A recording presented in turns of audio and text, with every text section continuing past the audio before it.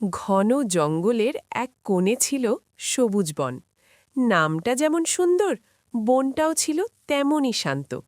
সেখানে হরিণ দৌড়াত, বানর লাফাত, পাখিরা গান গাইত।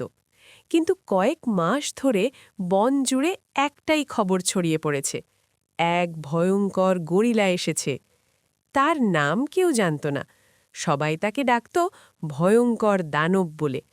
একদিন দুপুরে হঠাৎ করে জঙ্গলে কাঁপন ধরল। গ্রুর!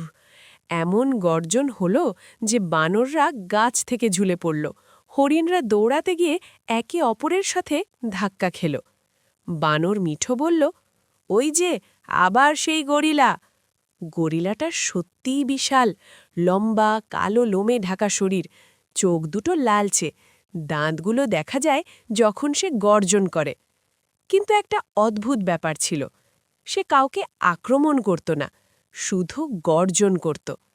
সবুজ বনের পাশে ছিল ছোট্ট একটা গ্রাম।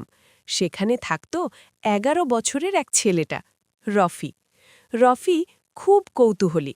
তার স্বপ্ন ছিল বড় হয়ে সাংবাদিক হবে। সে সব রহস্য খুঁজে বের করতে ভালোবাসত। একদিন গ্রামে সভা বসল। গ্রামের মোড়ল বললেন, এই গরিলার জন্য আমরা ভয়ে আছি, সে যদি গ্রামে আসে।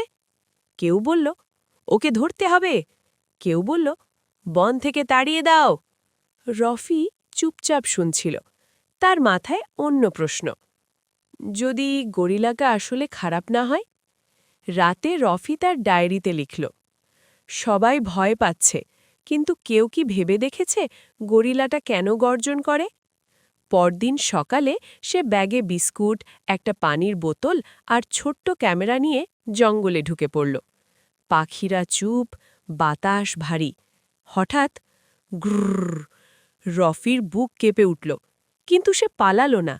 সে ধীরে ধীরে গর্জনের দিকে এগোল। একটা বড় বটগাছের নিচে দাঁড়িয়ে আছে গরিলাটা। কাছ থেকে দেখলে সে আরও ভয়ঙ্কর, কিন্তু তার চোখে রাগের চেয়ে যেন দুঃখ বেশি। রফি কাঁপা গলায় বলল, এই, তুমি কি সত্যিই দানব? গরিলা চমকে তাকাল। এতদিন কেউ তার সাথে কথা বলেনি। সে গর্জন না করে ধীরে বসে পড়ল। রফি সাহস করে বলল, তুমি কেন এত চিৎকার করো? গরিলা হালকা গলায় বলল, আমি ভয় দেখাতে চাই না, আমি একা। রফি অবাক, একা? গরিলা মাথা নেড়ে বলল, আমার পরিবার অন্য জঙ্গলে ছিল, মানুষ এসে গাছ কাটল, সবাই ছড়িয়ে গেল, আমি পথ হারিয়ে এখানে এসেছি। তার চোখে পানি। রফির বুকটা নরম হয়ে গেল। রফি বলল, তুমি যদি এভাবে চিৎকার করো, সবাই তো ভয় পাবে। গরিলা মাথা চুলকাল, আমি ভেবেছিলাম গর্জন করলে কেউ কাছে আসবে না আর আমাকে কেউ তাড়াবে না। ঠিক তখনই ঝোপের আড়াল থেকে বানর মিঠু উঁকি দিল।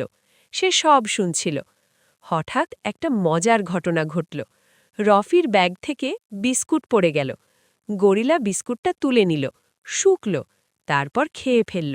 তার মুখে এমন হাসি ফুটল যে সে আর ভয়ঙ্কর লাগল না। মিঠু হেসে উঠল, এই দানব তো বিস্কুট প্রেমী। গরিলা লজ্জা পেল। কিছুদিনের মধ্যেই রফি প্রতিদিন জঙ্গলে যেত। সে গরিলার নাম দিল গোগো। গোগো ধীরে ধীরে গর্জন কমিয়ে দিল। একদিন হরিণরাও দূর থেকে দাঁড়িয়ে দেখল গোগো রফির সাথে বসে কলা খাচ্ছে। মিঠু বলল, এই গরিলা তো খারাপ না। এক সন্ধ্যায় হঠাৎ জঙ্গলে ট্রাকের শব্দ। কাঠ কাটার লোকেরা এসেছে। তারা বড় বড় গাছ কেটে নিচ্ছে। গোগোর চোখ লাল হয়ে গেল। ওরা আবার এসেছে। রফি বুঝল, এরা সেই মানুষ যারা গোগোর পরিবারকে ছড়িয়ে দিয়েছিল। গোগো এবার সত্যিই গর্জন করল, কিন্তু ভয় দেখানোর জন্য নয়, জঙ্গল বাঁচানোর জন্য। তার গর্জনে শ্রমিকরা ভয় পেয়ে পালাতে লাগল। রফি দ্রুত তার ক্যামেরায় ভিডিও করল। পরদিন রফি ভিডিওটা গ্রামে দেখাল।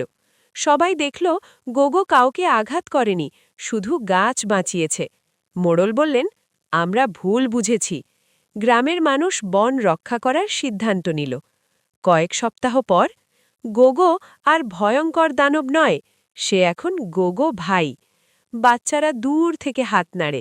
মিঠু তার কাঁধে বসে। হরিণ পাশে ঘাস খায়। গোগো মাঝে মাঝে গর্জন করে, কিন্তু এখন সেটা শুনলে সবাই হাসে, কারণ তারা জানে গর্জনের ভেতরে একটা নরম মন। একদিন দূরে পাহাড়ের দিকে গোগো চুপ করে তাকিয়েছিল।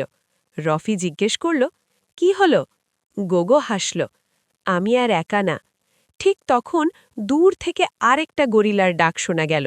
গোগোর চোখ উজ্জ্বল হয়ে উঠল। হয়তো তার পরিবার কাছেই আছে। এই গল্প থেকে আমরা যা শিখলাম, ভুল সবারই হয়, কিন্তু সেটা যদি ভুল বোঝাবুঝি হয় তাহলে কথা বললে সেটা মিটে যেতে পারে।